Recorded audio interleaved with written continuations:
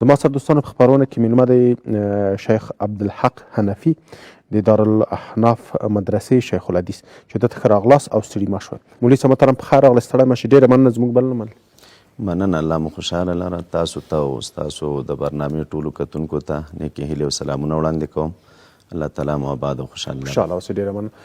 مخکې له دې چې راشو قدرمن مولوي صاحب په دې باندې بحث وکړو چې خپله د شعبان د 15مې یا د برات شپې فضیلت چیرې لومړی یې راوپېژنه. دغه د شعبان د میاشتې په ټوله کې یا په ټوله کې دغه د شعبان د 15مې کومه څه کیسه په دې کې شوې ده، څه واقعه په کې شوې ده او کولی شي فضیلت په تړاو مو سره بحث او خبرې وکړي. مننه. دا کومه میاشت کې چې موږ او تاسو قرار لرو دې ته د شعبان میاشت ویلی کېږي. اصل کې موږ او تاسو چې وګورو دا کومې میاشتې چې وجود او قرار لري تقریبا 12 میاشتې دي او دا 12 میاشتې په دې کې بیا 4 میاشتې داسې دي چې هغې ته محترمې میاشتې ویلی کېږي او ذی قدر میاشتې دي. دا د دنیا چارې رب العالمین په داسې انداز او ترتیب مخې ته بیایي چې دا د دنیا یا د زمانې دا ساعتونه رب العالمین په اعتبار د اجر او د فضیلت سره یو شان نه دي ګرځولي. طبیعي ده که د شریعت مطهره نصوصو ته موږ او تاسې وګورو، رب العالمین د دې زمانې ځینو ساعتونو ته په ځینو نورو ساعتونو باندې فضیلت او غوروالی ورکړی دی. لکه مثلا دا کومه میاشت چې را روانه ده موږ تاسو ته میاشت رمضان، دې میاشتې ته رب العالمین په نورو میاشتو فضیلت او غوروالی ورکړی. یا په دې ورځو شپو کې بیا ځینې داسې ورځې شپې دي چې هغې ته رب العالمین په نورو ورځو شپو غوروالی ورکړی، لکه د جمعې مبارکې شپه ده یا ورځ ده. یا دغه رنګې د جمعې په ورځ کې بیا حدیثو مبارکو کې راځي یو ساعت دی چې رب العالمین هغې ساعت ته په نورو ساعتونو فضیلت او غوروالی ورکړی. خو خلاصه ده چې ساعتونه د اجر او د فضیلت په اعتبار یا ورځې او شپې یا میاشتې د فضیلت په اعتبار دا سره مساوي او برابرې نه دي. طبیعي د رب العالمین ځینو ساعتونو ځینو ورځو شپو ته په نورو فضیلت او غوروالی ورکړی. یو خبره چې د خپلو لیدونکو ته وکم هغه ده که څوک وپوښتي چې دې کې د رب العالمین راز څه شی دی او حکمت څه شی دی چې ځینې ساعتونه یې په ځینو نورو ساعتونو باندې غوره ګرځولي دي.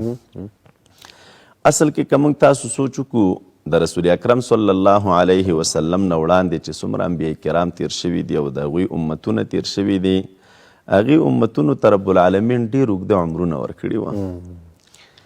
د رب العالمین چې کم حق دی په خپلو بندګانو باندې او هغه اوامر د الله تعالی دي چې خدای تعالی خپلو بندګانو ته وایي چې دا عبادات ترسره کوي او ما د دې عباداتو په بدله کې راضي کوي او خوشحال کوي، نو طبیعي ده چې د یو چا عمر ډېر وي او زمانه اوږده وي خو ډېر اعمال هم پکې کوی شي. او زمونږ او ستاسو د امت عمرونه دا ډېر کم دي. ته فکر وکړه دا 14 کاله او 15 کاله د ماشومتوب دوره یې تېره شي، هغه ښه عمر چې د یو چا وي نو تقریبا 80 کاله 80 کاله نه بعد بیا ضعف دی او کمزوروالی دی. او دغه 80 کاله چې دا 15 ته موږ او تاسې لرې کړو نو تقریبا 45 کاله پاتې کېږي او 45 کاله کې هم زموږ او ستاسو ژوند بیا داسې دی چې نیمه شپه ده او نیمه ورځ ده، نیمه په خوب کې تېرېږي، نیمه په خوب تېرېږي او نیمه په ویښه تېرېږي. نو تقریبا چې دا ښه ژوند په مخ د مځکه زموږ او ستاسو پاتې کېږي 22 کاله ده. نو په دې 22 کاله کې به یو بنده څومره وکړی شي چې هغه د رب العالمین هم راضي کړي، دنیا دې مو ګټي، اهل و عیال دې مو ساتي، نور کارونه دې هم د دنیا مخې ته بوځي. الله تعالی د رسول اکرم صلی الله علیه وسلم د خاطره او د خپل فضل او د خپل رحمت په اساس باندې بیا د نبی علیه السلام د امت ته داسې چانسونه ورکړي دي چې په هغې چانسونو کې زمانه وي لږه او ارزښت او اجر او ثواب ډېر وي. مثلا لږ ساعت کې عبادت وکړه، پخوانو خلکو چې پکې لسګونه کلونه عبادت کو، دا ستا د لږ ساعت عبادت ته خدای تعالی په درګاه کې چې دی د هغې نه زیات دی. لکه د لیلة القدر باره کې هم راځي د قرآن کریم کې رب العالمین فرمایي چې لیلة القدر خیر من الف شهر، د زرو میاشتو نه د قدر شپه د رب العالمین په درګاه کې ډېر ارزښت لري. نو هغې خلکو که زر میاشتې عبادتونه کول او همدارنګه شپه د شعبان 15مه چې دا په ځانګړي ډول باندې دا د شعبان میاشت دا یو فضیلت او غوروالی لري. عایشه رضی الله تعالی عنها فرمایي چې رسول اکرم صلی الله علیه وسلم به د نورو میاشتو په پرتله د شعبان د میاشتې اهتمام زیات کو. په دې وجه باندې وایي کله به یې دومره روژې ونیولې په دې میاشت کې چې موږ به فکر کوو چې بیخي د سره ټوله میاشت یې روژه نیولې ټوله میاشت او کله به مبارک بیا داسې و چې نه به یې نیوله د انشاءالله راز و حکمت درته وروسته وایم. نو بیا په دغې میاشت کې چې دا د شعبان میاشت په دې کې یوه شپه را روانه ده چې دا 15مه شپه د شعبان ده. زموږ او ستاسو افغانان وروڼی چې دی د برات په شپې باندې یادوي او کتابونو کې چې موږ او تاسې وګورو نو هم د برات نوم ورته استعمال دی، خو لیکنه کتابونو کې مشهوره په 15مې شپې د شعبان باندې ده. دغه شپه بیا په نسبت د دې نورو شپو باندې چې د احادیثو مبارکو ذخیرې ته موږ او تاسې وګورو سر ورښکاره کړو نو دا به یو څه ځانګړی فضیلت لري چې هغه فضیلت یې رسول اکرم صلی الله علیه وسلم موږ او تاسو ته بیان کړی دی. بله ډېر عالي، ډېر په زړه پورې ښکلې د موضوع تشریح کړه قدرمن شیخ صاحب.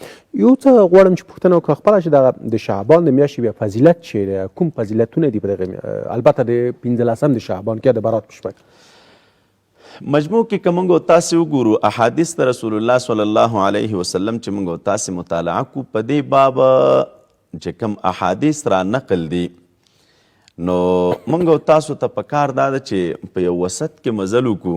د ټولنه کې زموږ او تاسو دوه قسمه خلک شتون لري.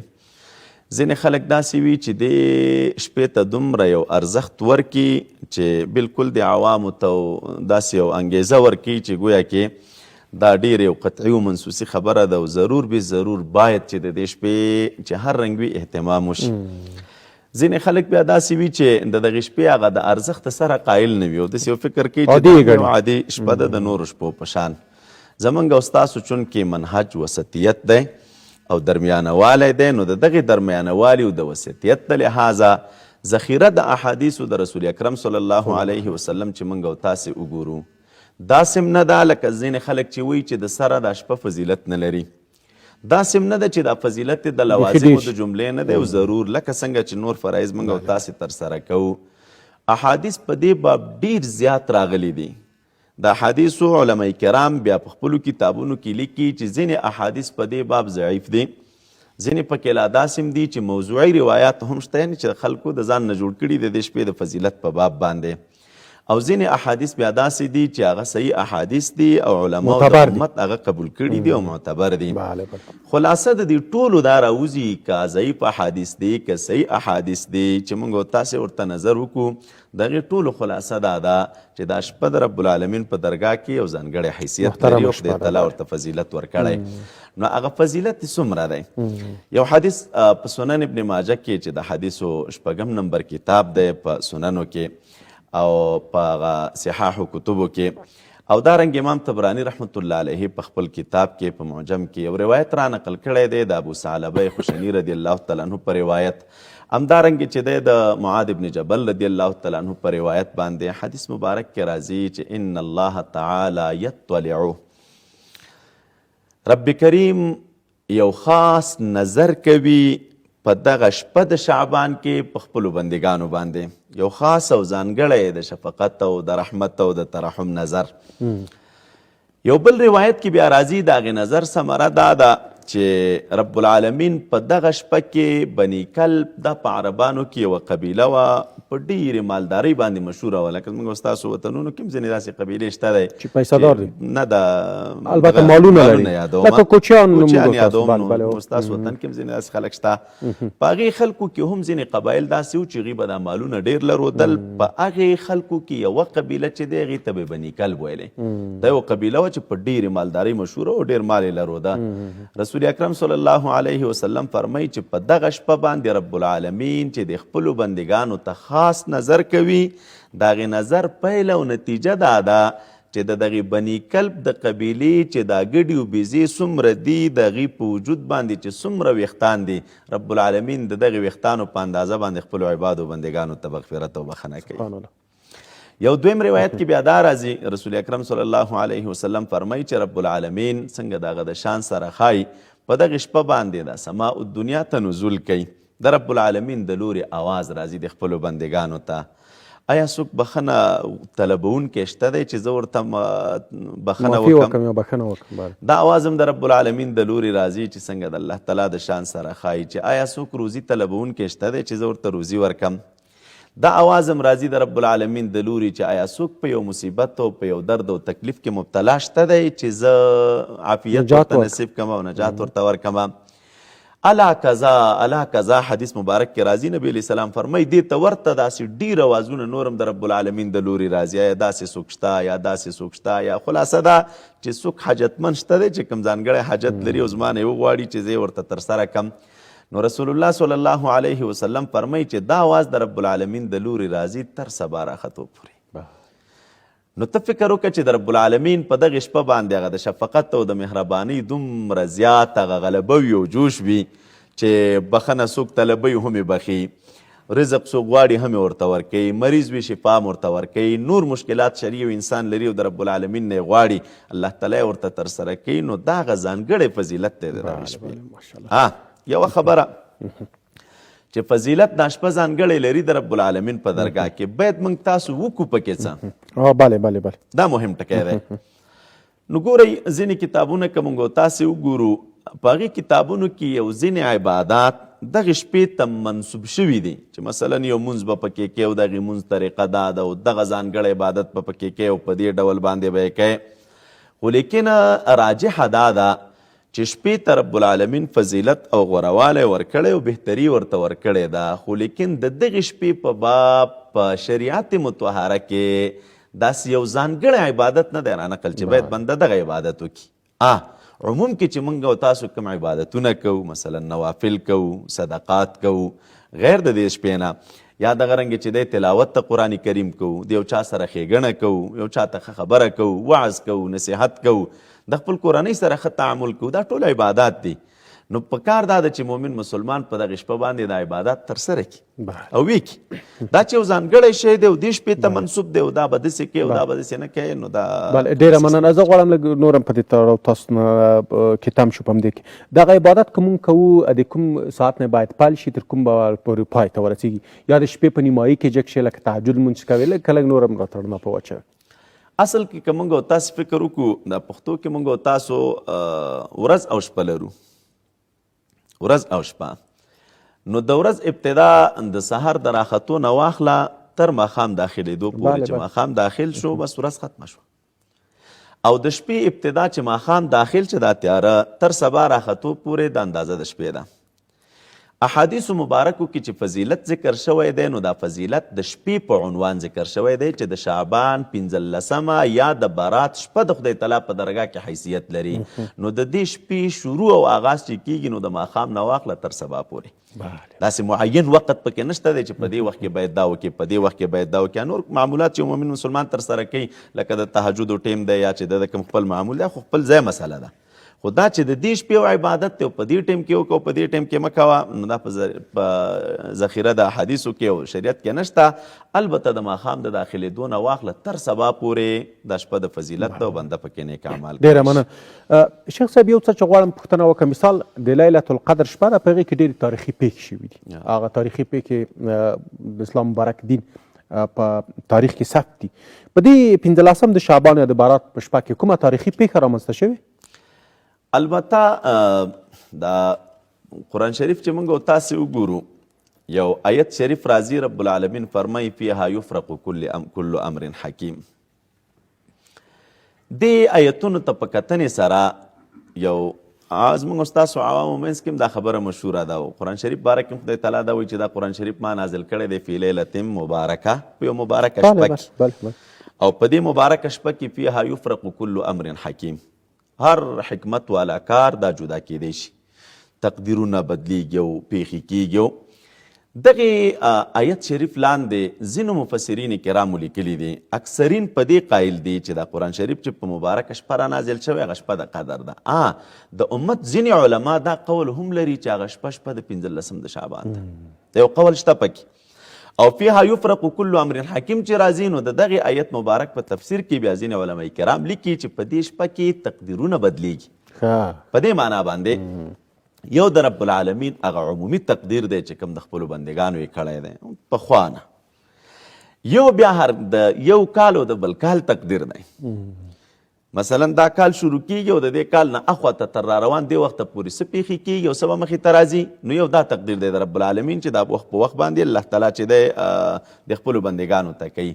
نو د ځینو علما کرامو قول بیا دا دی چې دغه تقدیرونه چې بدلیږي او یا الله تعالی د طرف نه چې یو مقرر کیږي، نو دا په دې 15مه شپه د شعبان کیږي. یو قول دی د علماو، لیکن راجحه هغه ده چې دا په دې شپه باندې قرآن کریم نازل شوی دی او فیها یفرق کل امر حکیم هم د هغې سره تعلق لري. ډېر عالي، ډېر په زړه پورې. یو څه چې غواړم پوښتنه وکړم، څه مخکې تاسو پرې یادونه وکړه ورته، زه غواړم چې دا دوستانو ته معلومه شي چې لکه څنګه چې تاسو یادونه کوئ، تاسو وویل چې په دې 12 میاشتو کې 4 میاشتې ډېرې غوره میاشتې دي او خپله د لیلة القدر شپه ده، د عاشورا ورځ ده که نه، دې ته ورته د جمعې مبارکه شپه ده. موږ مسلمانان باید څنګه درس واخلو د دغو شپو نه؟ یعنې په ټوله کې زه په عمومي کې موږ څنګه باید درس واخلو چې د الله پاک حضور ته باید موږ همیشه تسلیم اوسو، عبادت وکړو او د الله پاک یعنې دغسې ونه کړو چې دغه دنیا موږ داسې فکر وکړو چې تر قیامته به دلته ژوندي وو او که د موږ دپاره دا همدغه دنیا ده. یعنې که مسلمان دې دنیا ته راغلی د یو ازموینې لپاره راغلی، خپله دغه شپې او میاشتې څومره موږ ته د دې ازموینې یوه په اصطلاح یو جریان دی، یو ازموینه ده چې موږ یې ورکړو تر څو موږ آخرت ته یو څه یوسو. اصل کې عموم کې یو خبره درته وکم، دا زمانه وخت چې کوم موږ او تاسو ته رب العالمین راکړی، زموږ او ستاسو د غټو نه غټ تاوان دا دی چې موږ دې زمانې او وخت ته ډېر بې ارزښته ګورو.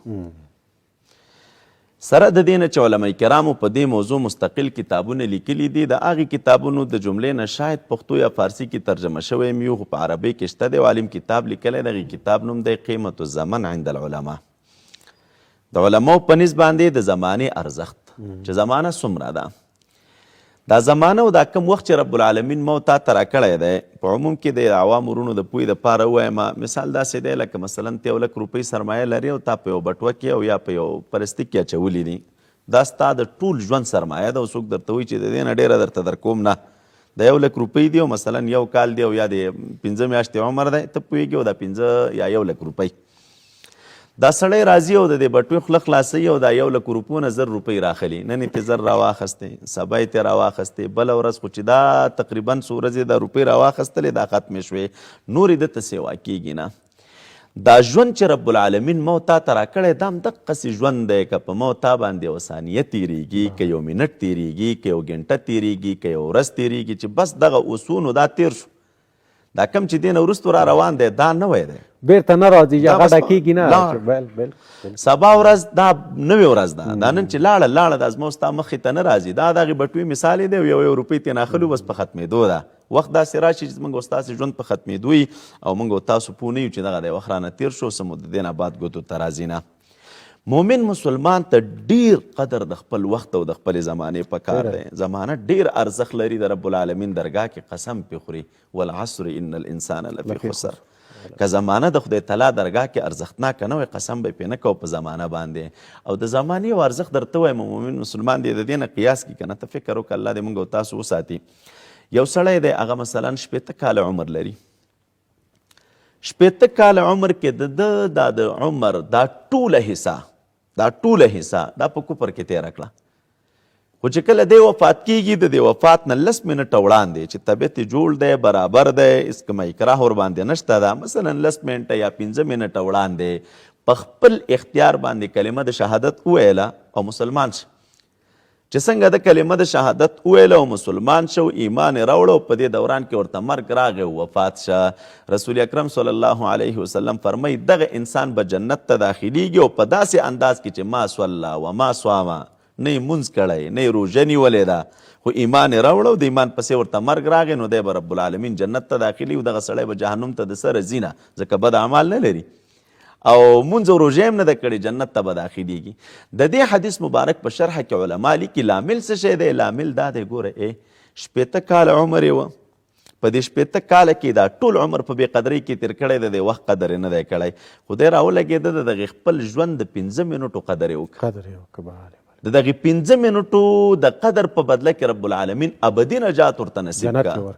نو که یو مؤمن مسلمان دا د خپل ټول 80 کاله عمر قدر وکړي، د ورځې بیل قدر وکړي، د شپې بیل قدر وکړي او د زمانې ته په ارزښت وګوري او په دې فکر شي چې دا بقا والا نه ده، دا ختمېدو والا ده او زه روان یم. نو امید دی چې د رب العالمین په درګاه کې به د انسان ډېر ارزښتناک وي. ډېر علي، ډېر په زړه پورې ډېر ښکلی بحث. شیخ صاحب تاسو ته په چارو کې بریا وي. ډېره مننه او هیله ده چې په نورو خپرونو کې هم زموږ سره ګډون وکړئ. خوشحاله اوسئ. ډېره مننه، ژوندی اوسئ.